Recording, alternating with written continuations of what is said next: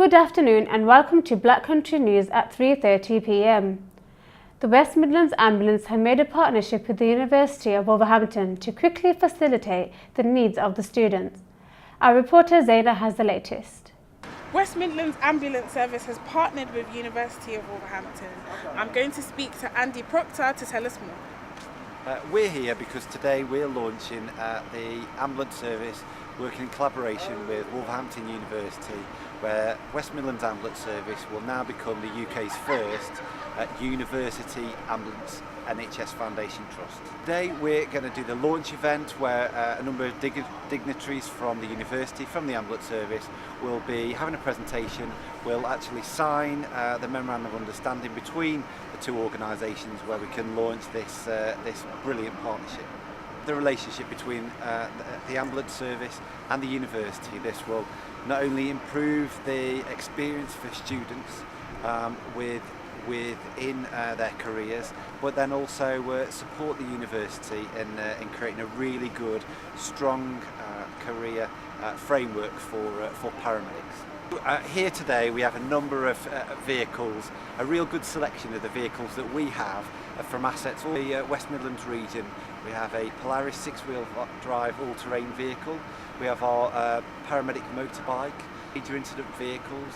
Behind me we have the operational manager's car. That's operational manager 24/7 providing support to our frontline staff. And behind the camera we have the hazardous area response team response vehicle and secondary response hazardous area response team assets as well. A European far-right group has targeted Wolverhampton and its university. This week, anti-racism campaigners have hit back. Lynn Butler has this exclusive report. Anti-racist campaigners handed out over 1,000 leaflets at the University of Wolverhampton this week. The action was taken after stickers from Generation Identity, a far-right group which claims white people are in danger of becoming a minority in the city, were found near the campus. Generation Identity is part of a so-called identitarian movement, very white supremacist. It's their youth wing really, so they're trying to, have an impact and try to create a presence amongst students all over the country. Our university has a considerable number of black and ethnic minority students, so it's plainly clear that they're targeting them for racist reasons.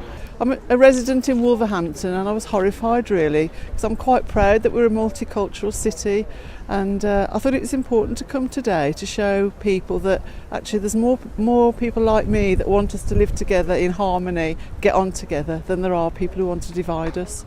In response to the sticker campaign, a spokesperson for the university said, "We do not tolerate racism or extremism of any kind. We are proud to be a multicultural institution with a huge mix of staff and students of all races, faiths and backgrounds, which is very much reflective of the communities we serve."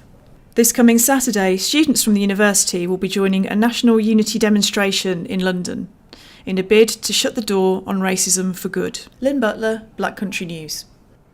West Midlands Police launched their Project Surveyor yesterday in Birmingham city centre. The project is used in central London, Yorkshire and around British airports. The purpose behind the Project Surveyor is to ensure extra safety with the help of counter-terrorism unit. Here are a few words from West Midlands Police. While visiting Birmingham city centre, you will see officers deployed on Project Surveyor, who are committed to creating a hostile environment for criminals and terrorists to try and operate in. Project Surveyor is police activity aimed to deter, detect and disrupt a wide range of criminal activity, including terrorism, whilst also reassuring the public, our partners and businesses. If an individual displays telltale signs that the police presence is making them uncomfortable, they will be stopped and spoken to. The Lighthouse are hosting events to keep their doors open. Adelina and Shanai have the latest. On 26th of November, the Lighthouse Media Centre are partnering up with WCR, Wolverhampton Central Radio, and host an event to fundraise money to keep the independent facility running. So far, 36 people will be attending the event according to Facebook event, and a further 68 people who are interested. We spoke to Kelly Jeff, the CEO of the Lighthouse Media Centre. This is what she has to say about the events, along with how people in Wolverhampton can help to keep this independent cinema running.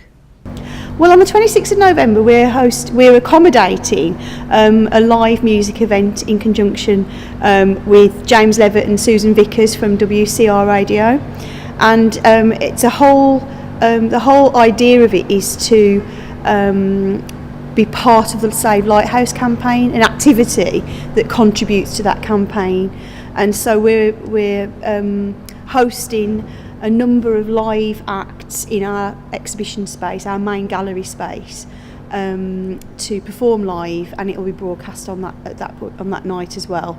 And it's to help to showcase local talent, local music talent, in an inspirational art and cultural venue. Okay, so there's a number of ways that local people can help Lighthouse. The main one is to actually come here and use the facilities. Come and buy a cinema ticket, come and buy a coffee or a piece of cake or a lunch, and tell your friends and share your opinions of what a great place it is. Talk about it, share information on social media, keep the dialogue going that we actually exist as a cinema in the city. Other practical things that people can do is you can donate to the charitable arm of the organisation through localgiving.org, or you can donate straight over the counter into one of the donation boxes, or you can become a friend of Lighthouse. If you become a friend for a year, you get a little membership card, and you become part of the club, and you get £1 off your ticket, your cinema ticket, for a year. And you can run events on our behalf, that's charity fundraisers for Lighthouse, which is exactly what James is doing. He's doing this event in partnership with us to showcase new music talent, and to raise the profile of Lighthouse and what else goes on here, as well as doing a collection bucket, I imagine. Shanai Campbell, Adina Kalpakchi, Black Country News. American comic book writer Stan Lee has died at age 95. The Marvel chairman has left a legacy of over 50 years of work that has been adored by millions worldwide. The manager of Forbidden Planet in Wolverhampton, Chris Ball, shares his thoughts on the passing of the legend. Our reporter Abby has the latest.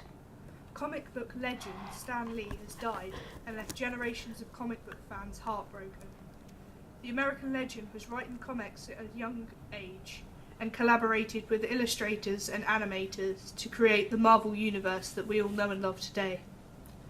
Lee brought childhood characters such as Spider-Man, X-Men and the Incredible Hulk to life in his comics. And as time has progressed, the characters became increasingly popular, which led to the success of the company. After spending many years writing and publishing comic book stories for all generations to enjoy, Stan Lee's characters were picked up by Marvel Entertainment Studios and made into blockbuster movies that have been adored by fans since the release of The Adventures of Captain Marvel in 1941. With the movies taking over cinema screens, some stories were interpreted into TV shows, some of which have been commissioned by movie streaming site Netflix. We went out and spoke to Chris Ball, the store manager of Forbidden Planet Wolverhampton, about how Stan had impacted the world of comic books and how his work has shaped generations of fans. Well, Stan Lee impacted obviously the industry very greatly, you know what I mean? As much as some of the major creators at Marvel or DC. Stan was, you know what I mean, he was very, very influential in the comic business. Marvel wouldn't be Marvel, obviously, if not for Stan. His way of working, his way of creating, his way of selling comics. But yeah, it's just literally, I mean, you'd say thanks, you know what I mean, like a lot of people have been saying online, you know what I mean. Thanks for creating the universe that, you know what I mean, we all get to visit, we all get to live in a way, you know what I mean. If not for him, that, you know what I mean, we wouldn't have some of these amazing characters that have been created, this universe of characters. And now for the weather. It's currently 11 degrees in Wolverhampton. This afternoon it will remain dry with some clouds. Temperatures will rise a few degrees above average for this time of year, and the maximum temperature will be 12 degrees. I'm Zamina Khan. That's all from us at Black Country News.